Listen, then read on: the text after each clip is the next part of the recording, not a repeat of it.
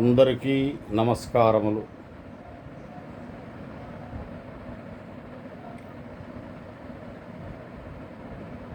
గణపతి మహోత్సవాలు మొదలయ్యే సమయం ఆసన్నమైంది. అందరూ కూడా మహాగణపతిని ప్రార్థించి చక్కగా ఈ సంవత్సర కాలం ఎన్నో రకాల విపత్తులు ఇవన్నీ కూడా వచ్చినాయి.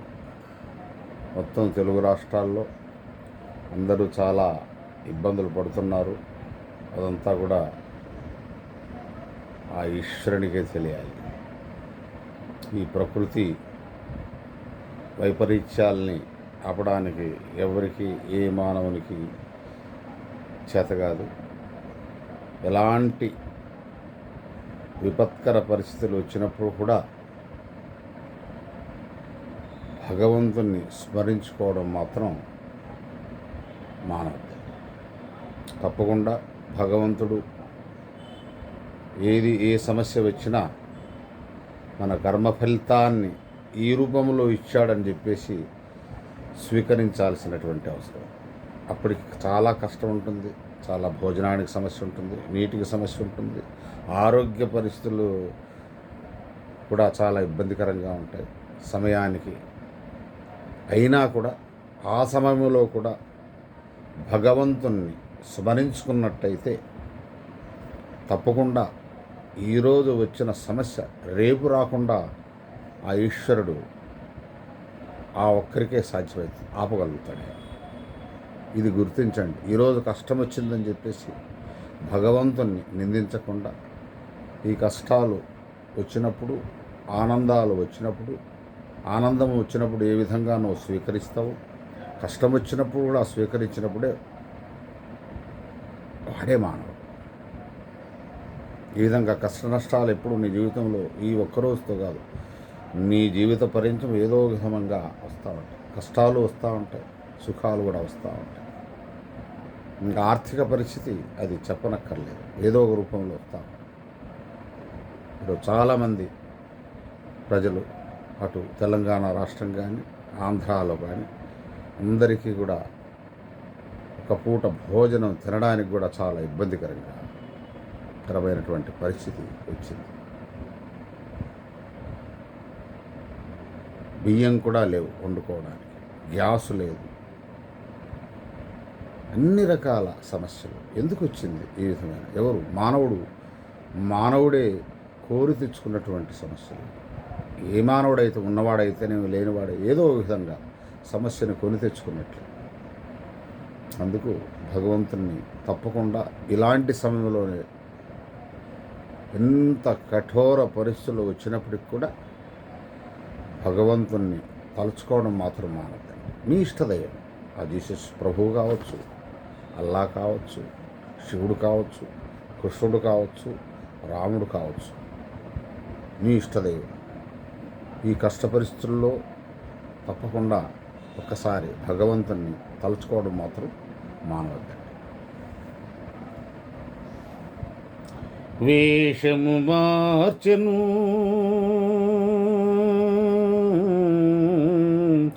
భాషను మార్చెను,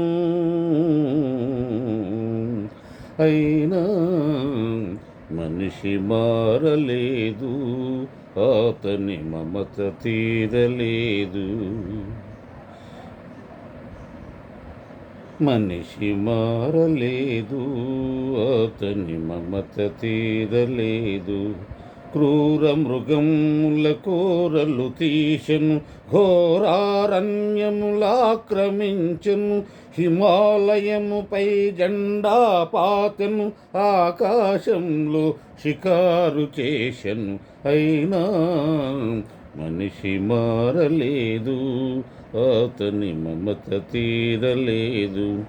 పిడికిలి మించిన హృదయంలో కడలిని మించిన ఆశలు దాచెను, వేదిక లెక్కెనుదము చేసెను, త్యాగమే మేలని బోధలు చేసెను, అయినా మనిషి మారలేదు, అతను తీరలేదు, అయినా మనిషి మారలేదు, అతని మమత తీరలేదు. వేషము మార్చను, భాషను మార్చను, మోసము నేర్చను, అసలు తానే మారెను, అయినా మనిషి మారలేదు, అతని మమత తీరలేదు. ఆహా ఆహా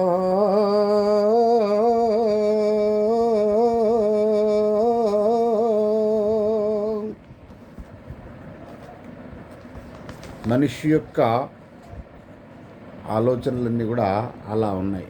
వేషాలు మార్చినాడు, భాషలు మార్చినాడు, అయినా కూడా మారలేదు మనిషి. అయినా మమత అనేటువంటి ప్రేమ ఇదిలో కూరుకుపోయాడు మనిషి.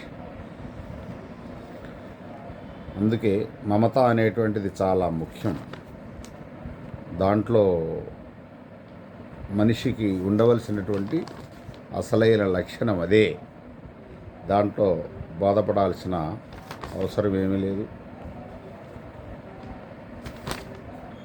ఓం నమః శివాయ. ఓం శ్రీ మహాగణాధిపతయే నమః. ఓం శ్రీ మహాగణాధిపతయే నమః.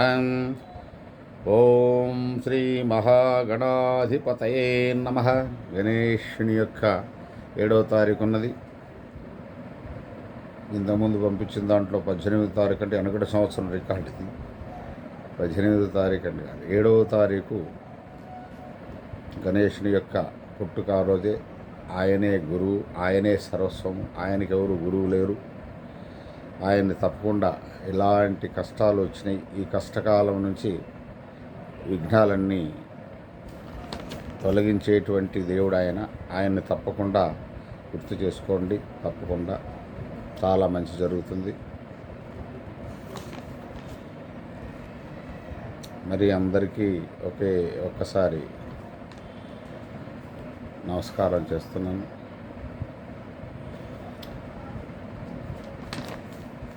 అందరూ కూడా ఈ ఆపత్కాలం నుంచి బయటపడేయడానికి ఆ విఘ్నేశ్వరుడు ఆయన తలుచుకోండి.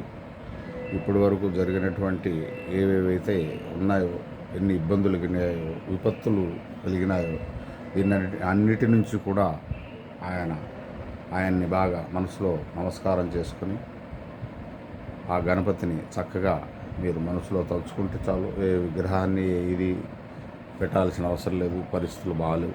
ఒకసారి మనసులో తలుచుకొని ఈ ఆపత్కాలం నుంచి మమ్మల్ని కాపాడమని కోరుకొని మీరు ప్రార్థించుకోండి. నా తరపున కూడా అందరి ప్రజలు ఈ పరిస్థితుల నుంచి, ఈ విషమ పరిస్థితుల నుంచి ఆ గణేష భగవానుడు అందరినీ ఆదుకోవాలని ఆయనకు ప్రార్థిస్తూ మీ తరఫున ముగిస్తున్నాను. నమస్తే నమస్తే నమస్తే. జై శ్రీ మహాగణాధిపతి నమః. జై శ్రీ మహాగణాధిపతి. జై శ్రీ మహాగణాధిపతి నమః.